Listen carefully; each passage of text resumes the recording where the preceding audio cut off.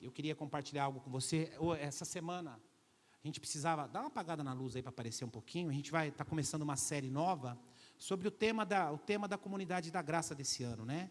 Que é a unidade, né? E eles usam lá, né? Quem ama, anda junto. Essa é a arte oficial aí. E eu estou começando hoje uma série falando a respeito de unidade. Acabamos de sair da outra série, né? A verdadeira prosperidade. E agora entrando nessa série. Todos acharam aí facinho, né? Salmo 133 diz assim: como é bom e agradável que os irmãos vivam em união. É como óleo precioso sobre a cabeça, o qual desce a barba de Arão, e desce pela gola de suas vestes. É como o orvalho de Hermon, que desce sobre os montes de Sião. Ali ordena o Senhor a sua bênção e vida para sempre. Pai querido, esta é a tua palavra, Senhor. Faz mais uma vez, fala conosco mais uma vez. Pai, que eu diminua e que tu cresça, que não as minhas palavras, mas que tu fales através de mim com a sua igreja. Nós te agradecemos e te bendizemos no santo nome de Jesus. Ah, como é bom e agradável que os irmãos vivam em união.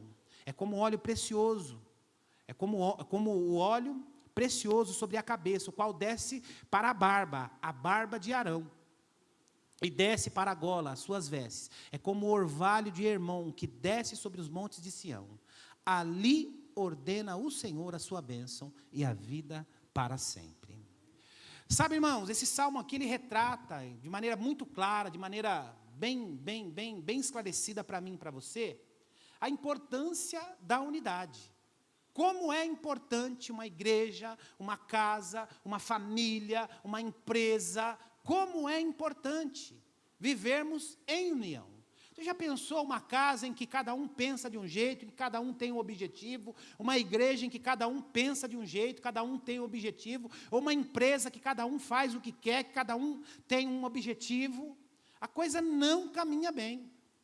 E, tanto no Velho Testamento como no Novo Testamento, Deus trata muito a respeito da questão da unidade.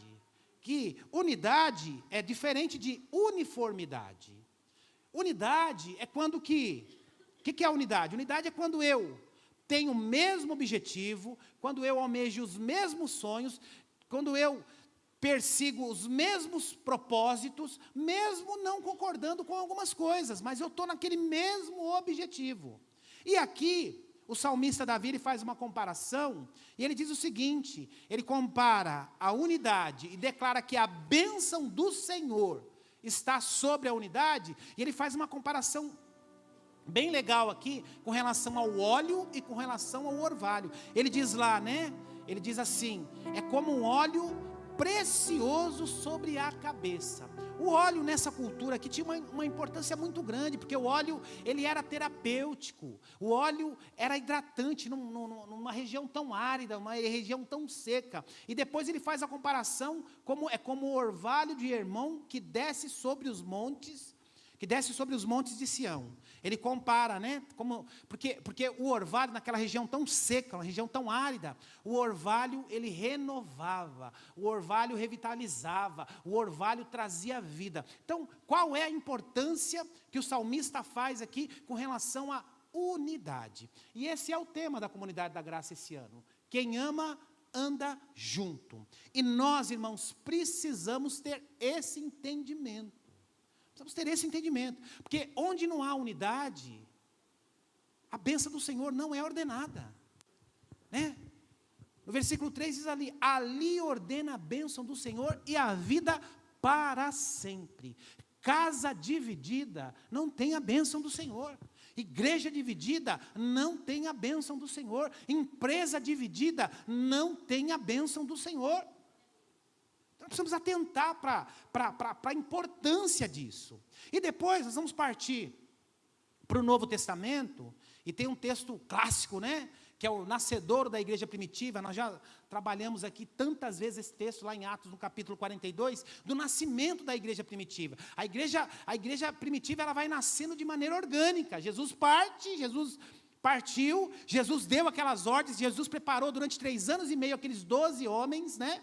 E aí Jesus parte, e eles ficam meio perdidos diante da perseguição, diante das lutas que eles começam a atravessar. Nasce a igreja, e lá no capítulo 2, a partir do versículo 42, 43, 44 ali, começa o nascedor da igreja. E o que é interessante diz o seguinte, que eles começavam a andar na doutrina dos apóstolos. O que é a doutrina dos apóstolos? Aqui ó, os ensinamentos da palavra de Deus, aquilo que Jesus havia lhes ensinado. E diz o texto que eles começam a caminhar na doutrina dos apóstolos, eles começam a ter tudo em comum, que o Senhor havia temor no coração deles, ou seja, tinham distância do pecado. Eles começam a ter o entendimento que havia, a partir dali, a vida deles mudou. Mas o que é importante que diz é o seguinte, que eles começam a ter tudo em comum, e através disso, o Senhor começa a fazer prodígios e sinais através da vida dos apóstolos. Eles estavam unidos, coesos, havia perseguição, mártires estavam sendo mortos, pessoas estavam sendo presas, pessoas estavam sendo perseguidas,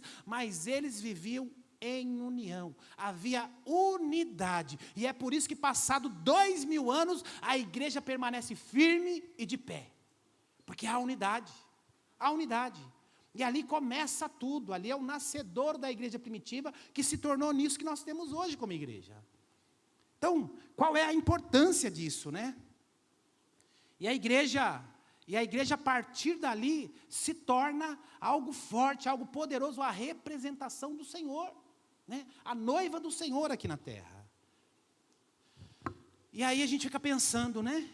Depois de tudo isso, depois de tantas experiências que a Bíblia nos relata, a importância que Davi está falando aqui no Salmo 133, como a gente precisa dar uma atenção para isso, como a gente precisa estar mais atento à questão da unidade. Eu não falo só em questão de igreja, não, ministerial, mas unidade, irmãos, unidade no seu lar, na sua casa, unidade lá onde você trabalha, unidade na igreja, unidade na célula. Nós precisamos, porque se não houver unidade, não haverá a bênção do Senhor, a bênção do Senhor. E eu queria que você fosse agora lá para o capítulo 17 de João, e aqui a gente vai aprofundar um pouquinho mais. Capítulo 17 de João, vá lá por favor. João, capítulo 17.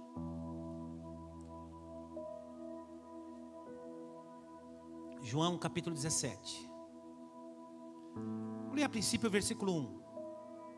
Tendo Jesus falado essas coisas, levantou os olhos do céu e disse: Pai, é chegada a hora, glorifica o seu Filho, para que o Filho glorifique a ti. Assim como ele conferisses autoridade sobre toda a carne, a fim de que ele conceda vida eterna ao que lhes desse. Aí vai lá para o versículo 20, pula para o versículo 20. Diz assim: Eu rogo somente, não por esses, mas também por aqueles que vierem a crer em mim, por intermédio da palavra, a fim de que todos sejam um, como tu és, o Pai em mim e eu em ti. Também sejam eles em nós, para que o mundo creia o quê? Para que o mundo creia o quê, irmãos? Irmãos, olha a importância da unidade. Olha a importância da unidade. Eu quero começar para você entender um pouco aqui. A gente precisa entender o seguinte: os apóstolos e os escritores, quando escreveram a Bíblia, eles não escreveram a Bíblia por capítulo. João escreveu lá o capítulo 13, aí fechou. Aí ele falou: agora eu vou escrever o capítulo 14. Fechei. Agora eu vou escrever o que? Não foi assim. Eles foram escrevendo. Aí por uma questão de praticidade, uma questão de organização, a Bíblia foi organizada desta forma. Mas aqui, a partir do capítulo 14 até o capítulo 17 aqui,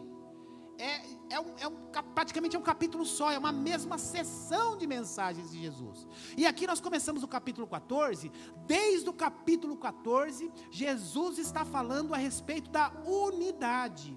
E aí Jesus começa no capítulo 14 dizendo o seguinte: olha, eu estou partindo. Aquilo que eu havia dito para vocês, preparado vocês durante esses 3 anos e meio, está chegando a hora, eu estou partindo. E os discípulos aqui neste momento, eles estavam tristes, quando Jesus está aqui no capítulo 17 dizendo: olha, Pai, cuida deles para que eles se tornem um, para que eles não percam a unidade, para que eles não queiram caminhar sozinhos. Pai, permaneça, guarde-os juntos. Tal era a importância que Jesus dava para a unidade. Ele está orando ao Pai para que mantenham aqueles irmãos unidos em unidade. E a partir do capítulo 14, Jesus está alertando a eles, dizendo: olha, eu estou partindo, eu estou indo embora, mas permaneçam firmes. E aí ele começa e os discípulos estão tristes, mas ele diz: olha, eu estou indo embora para a casa do Pai, preparando morada, mas fiquem atentos e preparados, porque lá existem muitas moradas também. Está dizendo: olha, eu vou, mas eu estou preparando lugar para cada um de vocês.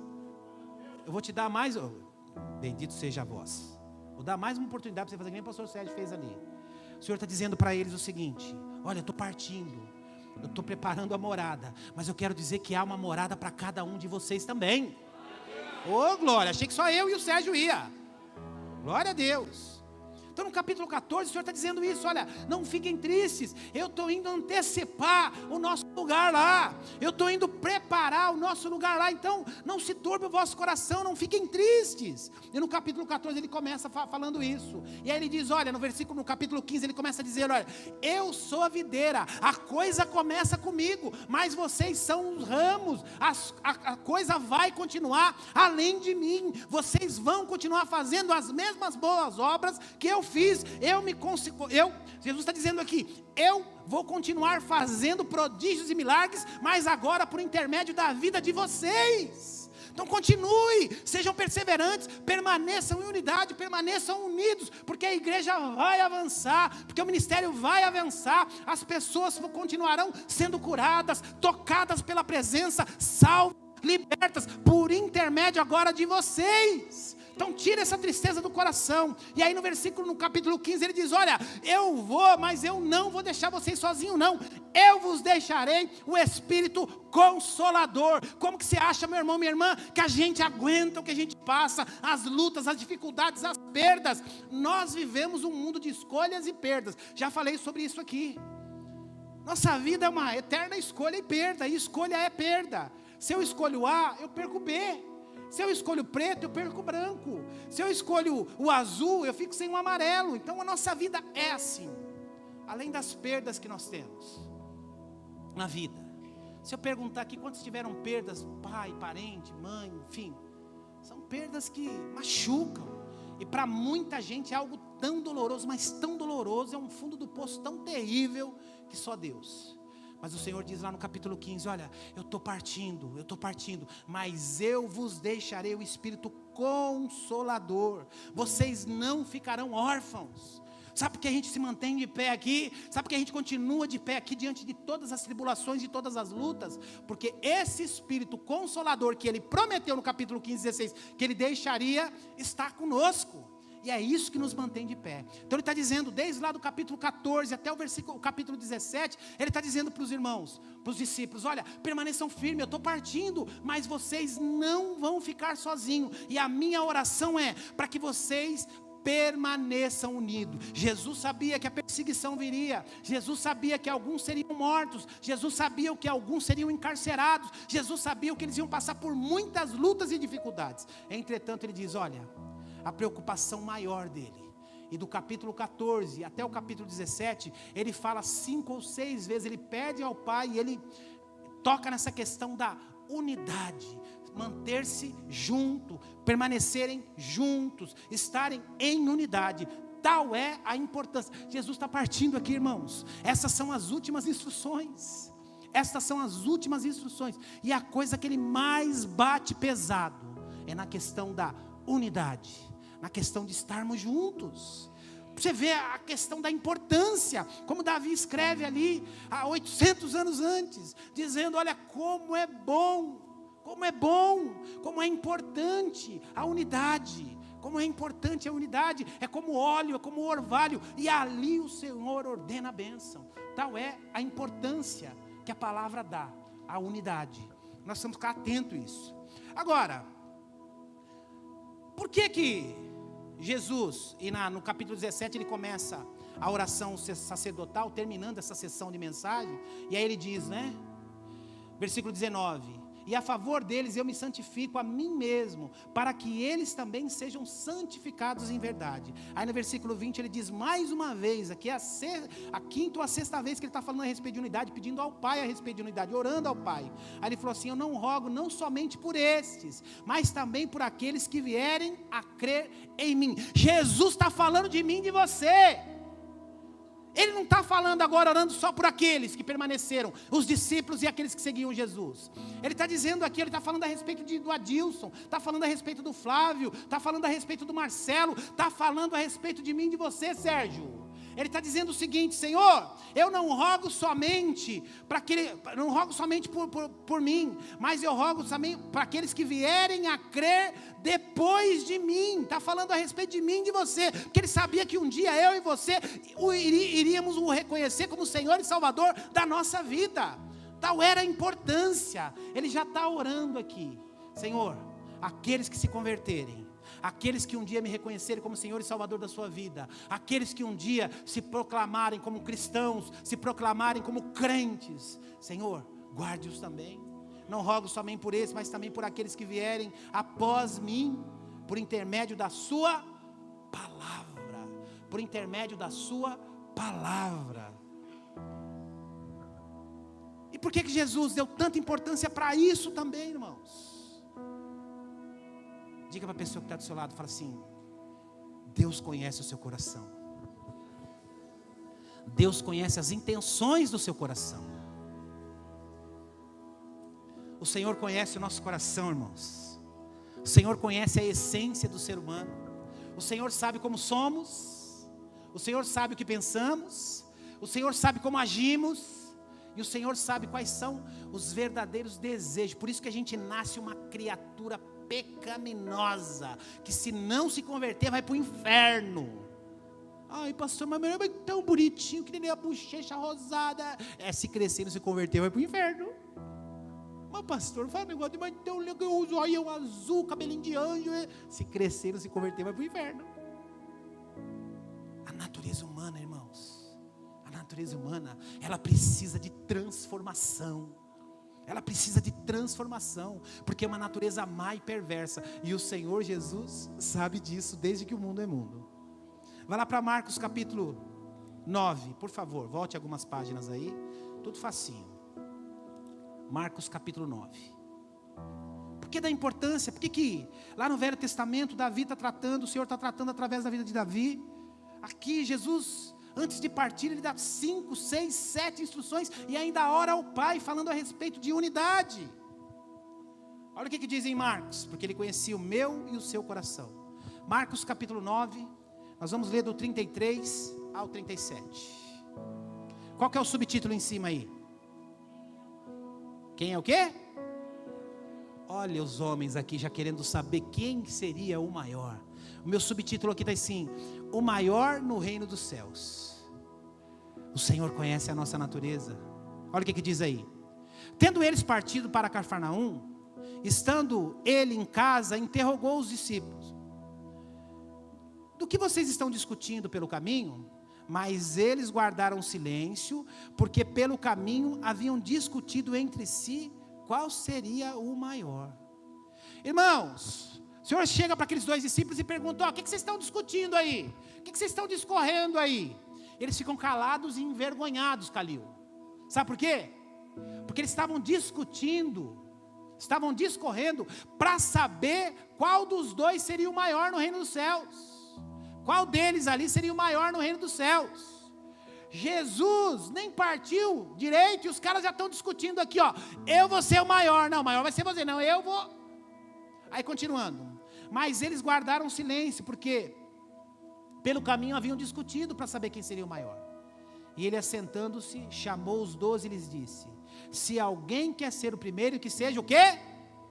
Servo de todos. Trazendo uma criança, colocou no meio deles e, tomando-a pelo braço, disse-lhes: qualquer que receber uma criança tal como essa, em meu nome a minha recebe. E qualquer que a mim receber, e não recebe a mim, mas ao que me enviou.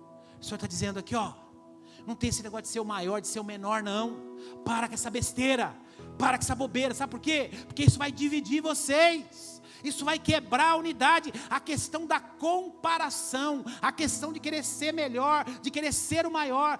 Jesus está dizendo, ó, quer ser o maior? Seja o que mais serve. Quer ser o maior? Quer ser reconhecido? Seja aquele que mais oferece. Jesus sabia, por isso que ele tratou tanto a respeito disso. Por isso que ele, antes de partir, dá as últimas instruções com relação a isso.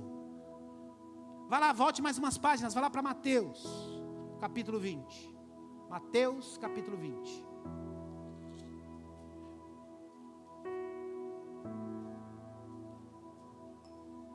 Mateus, capítulo 20, nós vamos ler do 20 ao 28.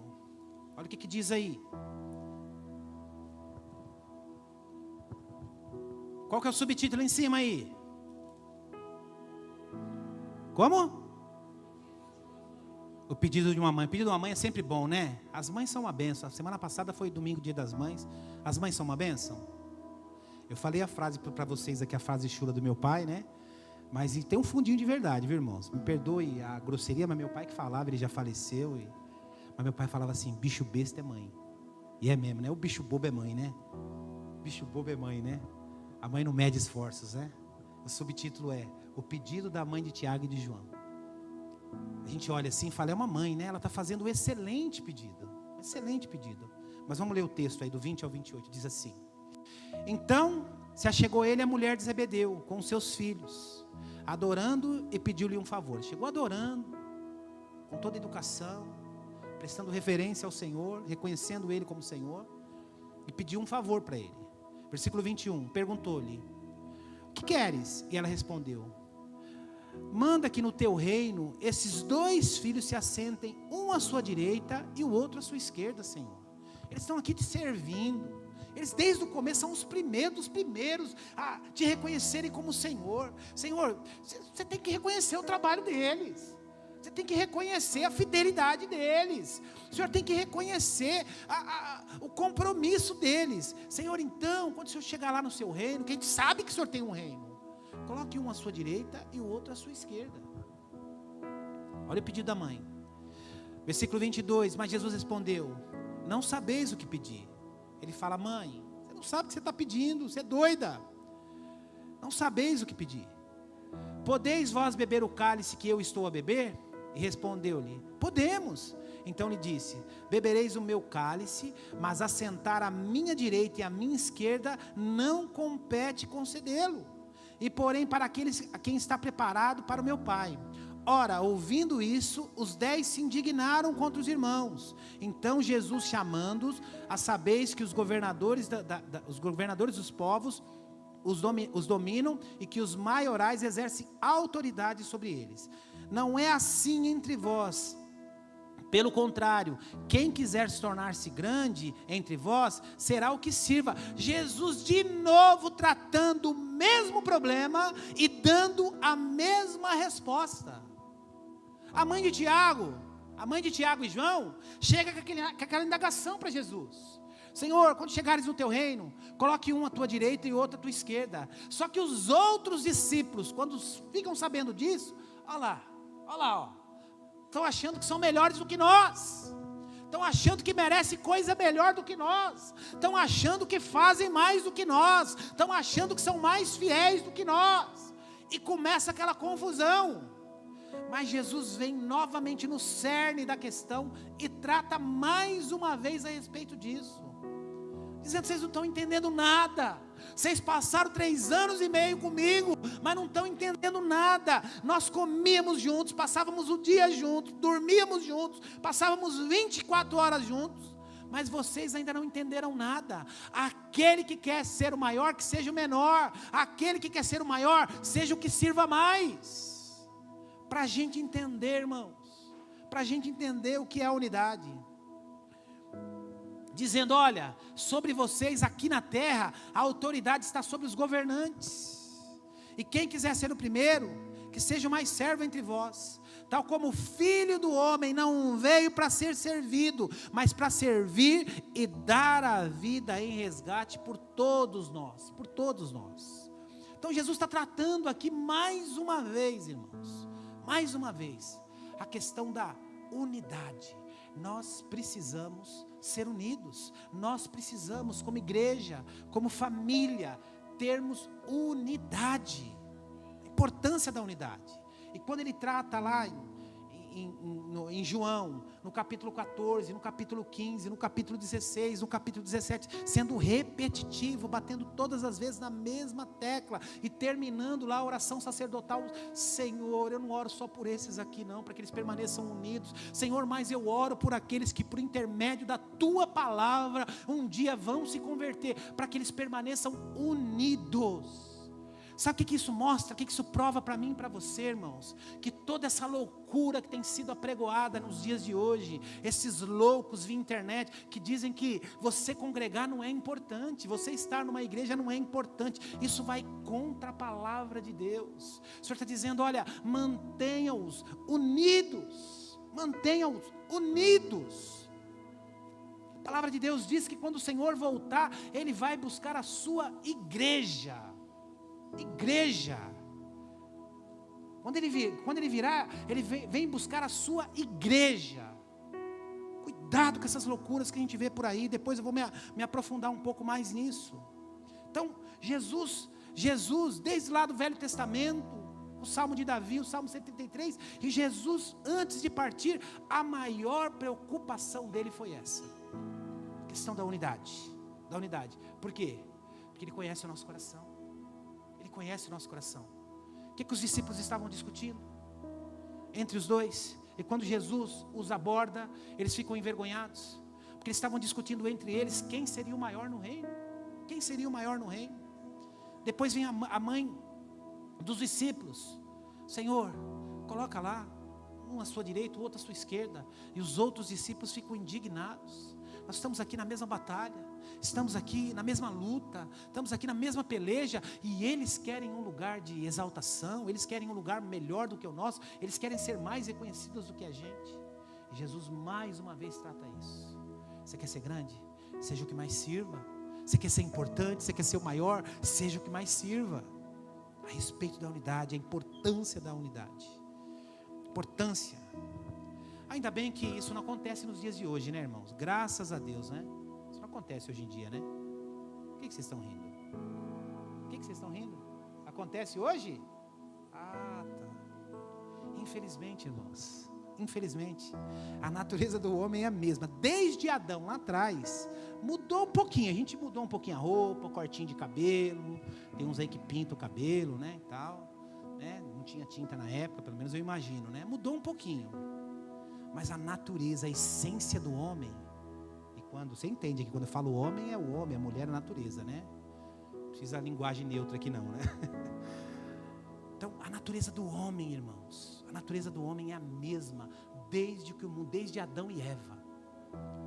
E o Senhor sabia disso. Por isso que na oração dele lá no versículo 21 ele diz: Senhor, eu não oro não somente por esses, mas por aqueles que vão vir a crer em mim por intermédio da tua palavra. A importância de estarmos reunidos, a importância de congregarmos com a igreja, a importância de termos unidade. E qual que é o nosso maior desafio, irmãos? Qual que é o nosso maior desafio? Sabe, irmãos, o nosso maior desafio nos dias de hoje, não é ganhar as pessoas para Jesus. Irmãos, como é fácil pregar o evangelho hoje. Eu já contei para vocês aqui, eu acho que todos vocês têm experiência assim. Às vezes a gente vai, eu estou em algum lugar, e as pessoas me questionam a respeito da Bíblia, querem saber. Às vezes acontece uma situação lá, e quando eu vejo, eu estou pregando, estou falando a respeito de Jesus, e eu nem sou um evangelista. A Bíblia diz que os campos estão brancos, e quando os campos estão brancos, quando o trigo está ficando branco, não é porque já está no ponto de ser colhido, é que está passando do ponto. Se não colher, estraga. E os campos estão brancos. As pessoas estão sedentas por uma palavra de paz, por uma palavra de esperança, por uma palavra que pode mudar a vida dela, pode trazer algo novo para a vida dela. Então, nosso maior desafio hoje não é ganhar almas. Semana que vem vamos ter uma festa linda aqui, vamos batizar pessoas, um monte de quase 60 pessoas inscritas para o nosso encontro. Nosso encontro Vida Vitoriosa aqui. Tantas coisas que Deus está fazendo. Então, isso Deus vai acrescentando, Deus vai fazendo. Sabe, nosso maior desafio não é batizar mais pessoas, não. As pessoas organicamente estão tendo experiências com o Senhor e estão vindo para a igreja dizendo: olha, eu quero aprender mais a respeito disso. Dali a pouco querem se batizar e permanecem firmes conosco, sem ninguém convidar, sem ninguém chamar. Então esse também não é o nosso maior desafio. Nosso maior desafio não é financeiro. Não, as coisas têm acontecido aqui. Volto a dizer, a gente não tem aqui um grande empresário, a gente não tem um grande dízimo, mas a gente está fazendo, as coisas estão acontecendo, e à medida que o recurso vai entrando, a gente vai fazendo. Então também esse não é o maior desafio. Eu vejo às vezes algum pastor: mas está uma luta, mas está difícil, não sei o que, tem alguma coisa errada. Não é o maior desafio. Nosso maior desafio, e talvez seja o maior desafio na sua casa, talvez seja o maior desafio lá no seu trabalho, talvez seja o maior desafio no seu casamento. O maior desafio nos dias de hoje é unidade. Unidade é o maior desafio nos dias de hoje, porque quanto mais unida a sua família estiver, mais forte ela vai ser. Quanto mais unida a igreja estiver, mais forte, mais impacto ela vai causar onde ela está localizada. Quanto mais unida a sua empresa, o seu trabalho, mais vocês vão produzir, mais lucro essa empresa vai ter. Então o maior desafio nos dias de hoje, e fazendo um comparativo, abrindo o leque, né? O maior desafio nos dias de hoje é nos mantermos unidos. E o que nos une, irmãos? Pastor, tá bom, você falou aí de união, tem que se manter unido, mas o que nos une? O que nos une? A igreja, irmãos, tem muito mais convergências do que divergências. E o que nos une? Primeira coisa que nos une, irmãos, as nossas crenças e doutrinas. Lá no nascedouro da igreja, em Atos 2, diz lá que perseveravam unânimes na doutrina dos apóstolos. O que é isso? Perseveravam unânimes na doutrina dos apóstolos. Seguiam o que a palavra ensinava. Aí continua lá: em todos havia temor. O que é isso? Distância do pecado. Porque quando eu perco o temor, irmãos, qualquer coisa serve. Quando eu perco o temor, a minha régua, o meu balizamento do que é pecado, do que não é pecado, diminui. E aí a coisa entorta o caldo. E a Bíblia diz que um abismo chama outro abismo. Então o texto diz que eles perseveravam unânimes na doutrina dos apóstolos. Perseveravam unânimes na doutrina dos apóstolos. E como eles perseveravam unânimes na doutrina dos apóstolos, havia temor no coração de cada um deles, ou seja, viviam distantes do pecado. Aquilo que era errado para eles não servia. E aí disse o texto que através dessa vida que eles levavam, o Senhor fazia prodígios e sinais. Isso chama-se milagres. Quem estava doente era curado. Quem tinha demônios, tinha os demônios expelidos. Quem tinha fome, a sua necessidade era suprida. Por intermédio dos discípulos, o Senhor fazia prodígios e sinais. Agora o importante, termina o último versículo. E dia a dia ia lhes acrescentando o Senhor aqueles que iam sendo salvos. Sabe por quê, irmãos? Porque aquele estilo de vida impactava as pessoas. O cara via lá um beberrão, o cara via lá um sujeito adúltero, o cara via lá uma fofoqueira, uma prostituta, aí via que se convertia, que tinha mudado completamente de vida. Aquilo atraía a atenção das pessoas, e as pessoas falam: eu quero experimentar o que o Adilson experimentou, eu quero experimentar o que o Chico experimentou, eu quero experimentar isso que o Alex está experimentando. E dia a dia ia lhes acrescentando o Senhor aqueles que iam sendo salvos, e a igreja ia crescendo. Então, irmãos, o que mais nos une é as nossas crenças e as nossas doutrinas. Quando eu entendo que eu preciso seguir a palavra de Deus, que eu preciso caminhar segundo os propósitos de Deus, nada vai desviar o meu foco. Deixa eu falar um negócio para você e talvez vai te chocar aqui, tá? Deixa eu falar um negócio para você que talvez vai te chocar. Se você não estuda a Bíblia, você atrapalha o crescimento dessa igreja. Sabia disso? Se você é um cristão que não estuda a Bíblia, você está atrapalhando a nossa igreja. Você está atrapalhando. Sabe por quê? Porque você é uma presa fácil para vento de doutrinas. Ah, pastor, mas você prega tão bonito, eu vou lá de terça-feira aprender as coisas que você fala. Não é o suficiente. Ah, não, mas eu pesquiso na internet. Para com isso. Palavra. Estude a Bíblia. Estude a Bíblia. Estude a doutrina. A doutrina dos apóstolos é isso aqui, ó. Estude a Bíblia.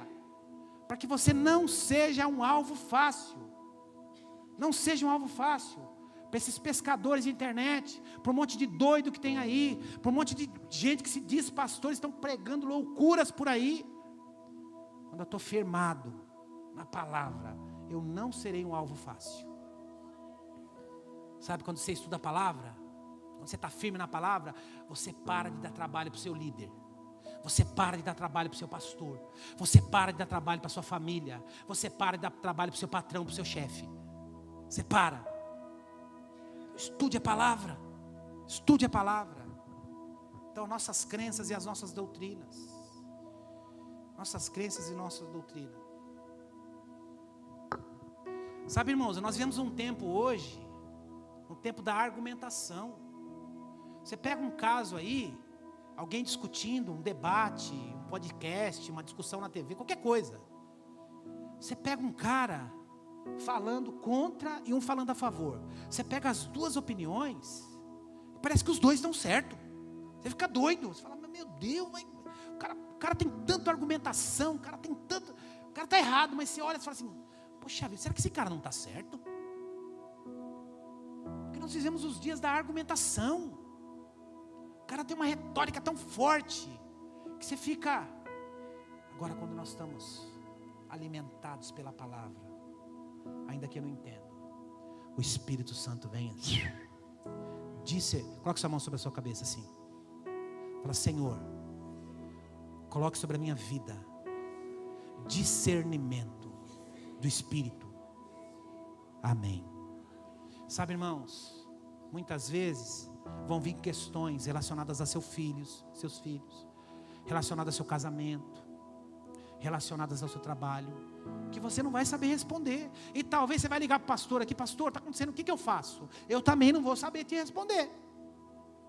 Mas quem já me procurou sabe, o que a gente tem que fazer?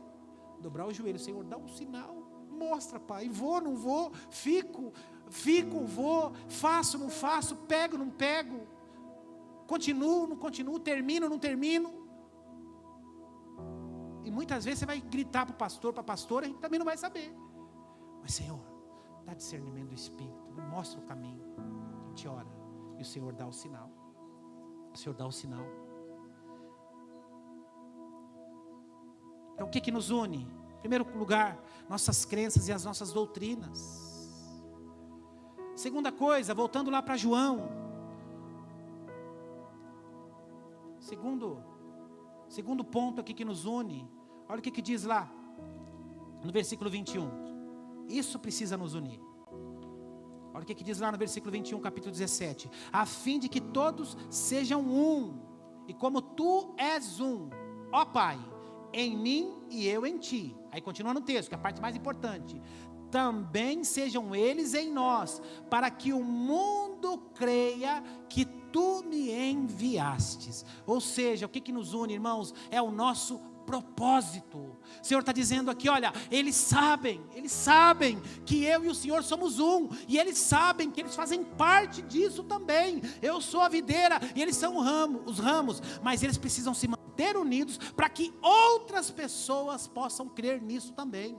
Então, qual que é o nosso propósito, irmãos? Aquilo que de graça eu recebi, de graça eu preciso oferecer. Semana que vem nós vamos batizar pessoas aqui, muitas delas que já haviam desistido da vida, pessoas atribuladas, passando por lutas, por dificuldades, que reconheceram Jesus como Senhor e Salvador, e hoje tem uma vida de paz. Agora, aquilo que eu recebi, eu preciso oferecer. Agora, como que eu vou oferecer se eu estou numa casa dividida, numa igreja dividida, numa empresa dividida? Eu sou dividido. Não! E dia a dia ia eles acrescentando ao Senhor aqueles que iam sendo salvos. Sabe, irmãos, isso aqui fala a respeito de o meu testemunho, o meu propósito. Através do meu testemunho eu prego. Se for necessário eu uso palavras. O meu testemunho atrai as pessoas. A minha vida atrai as pessoas. A minha vida atrai as pessoas. Então, a segunda coisa o segundo ponto que nos une é a questão do propósito. O nosso propósito é ganhar almas. Ganhar almas. Nós viemos para cá com um grupinho de 30 pessoas e Deus foi acrescentando, porque o propósito no nosso coração está queimando até hoje, vai queimar. E eu espero que daqui a um tempo a gente não esteja mais nesse prédio que não vai caber. Porque o propósito é ganhar mais almas. Ah, pastor, número é importante? Se não fosse importante não tinha um livro chamado Números na Bíblia. Sabe por quê, irmãos? Porque Deus trata números como almas. Se você não está preocupado lá com o seu vizinho, se você não está preocupado lá com o seu chefe que é ímpio, se você não está preocupado lá com a sua professora que é ímpia, se você não está preocupado com o seu genro que não se converteu ainda, eu não entendi porque que você se converteu. Estou preocupado comigo. Misericórdia.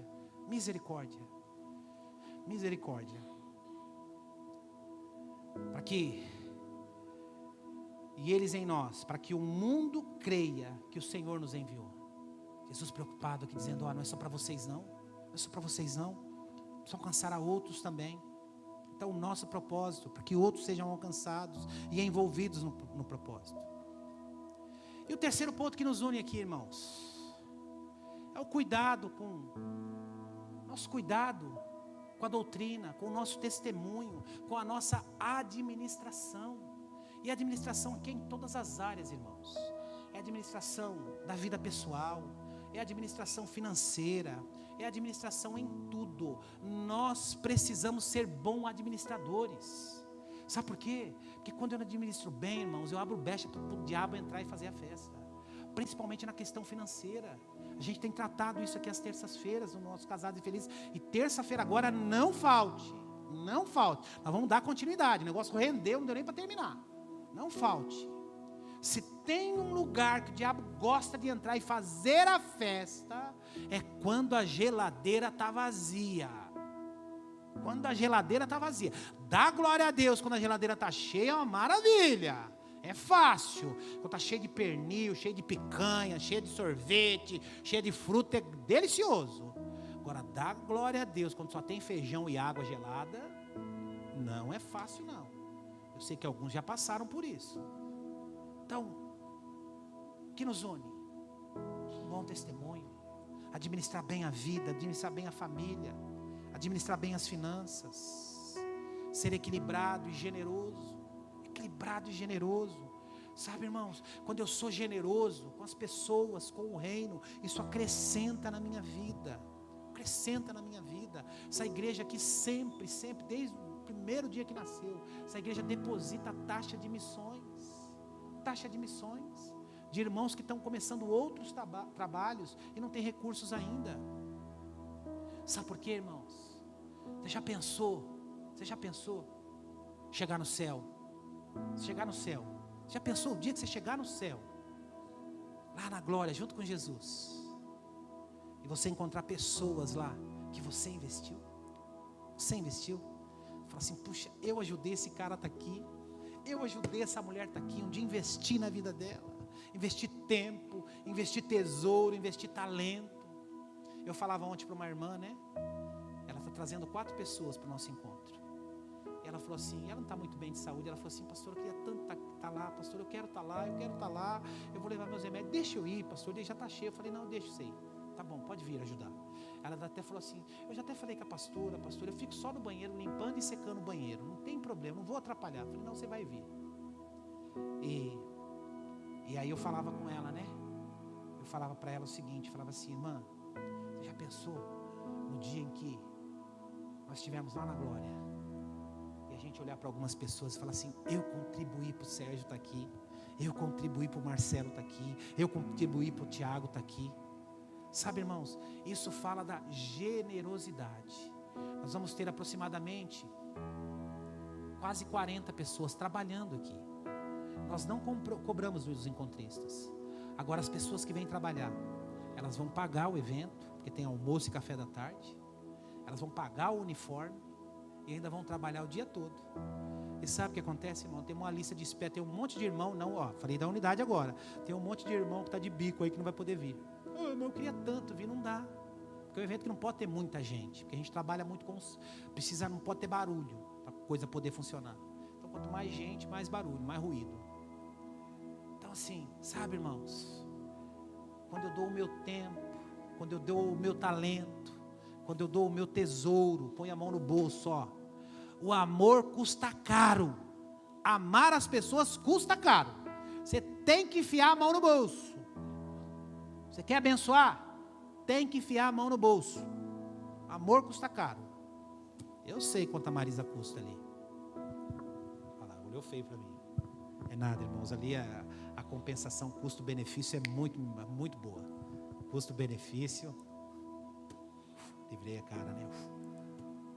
Então, quando eu sou um bom administrador da minha vida, das minhas finanças, da minha vida pessoal, eu consigo ser generoso. E quando eu sou generoso, Deus acrescenta ainda mais na minha vida. Então, as 3 coisas que nos unem, irmãos, as 3 coisas que nos unem: as nossas crenças e doutrinas, o nosso propósito e o nosso testemunho. Senhor, eu não oro só por aqueles que estão aqui, aqueles que eu trabalhei 3 anos e meio, aqueles que todos os dias ouviam os meus sermãos, mas eu oro pelo Emerson, eu oro pela Núbia, eu oro pela Edna, eu oro pela irmã Maria, que um dia vão se converter, daqui 2000 anos, e precisam permanecer unidas. Amém? Vamos ficar em pé? Quero orar com você.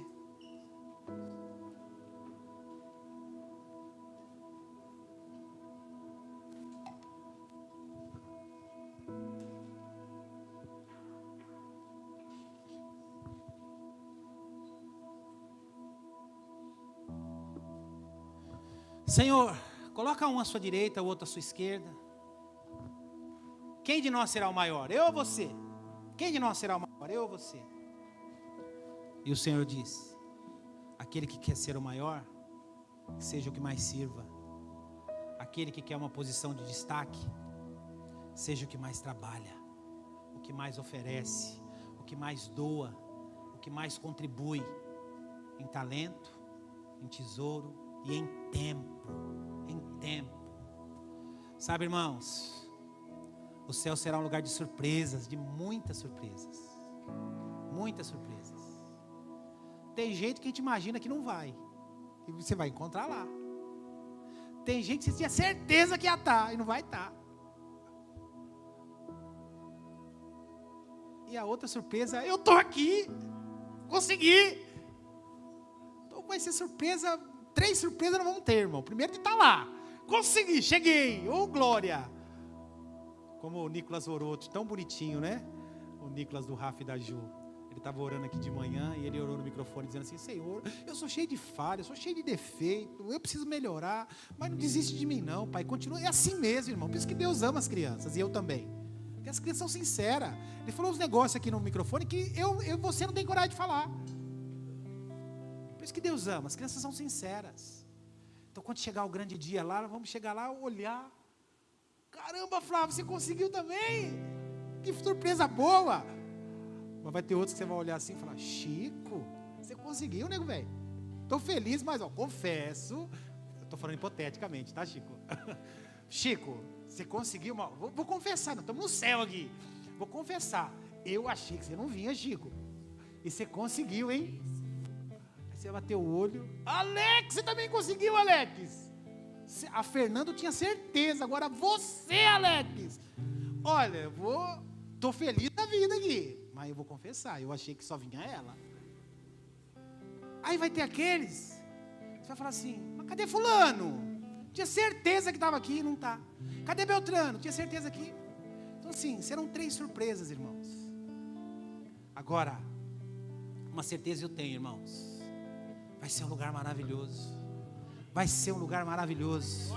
Quando o Senhor buscar a sua igreja, é o lugar onde haverá as melhores comidas, as melhores roupas, as melhores festas serão lá, os melhores banquetes serão lá, e o melhor de tudo, as melhores companhias estarão lá, que são vocês, amém? Vamos orar e agradecer a Deus por esse privilégio de pertencer a uma igreja. Isso é um privilégio, irmãos. Isso é um privilégio, pertencer a um corpo, pertencer àquilo que Deus criou, aquilo que Deus preparou para nós.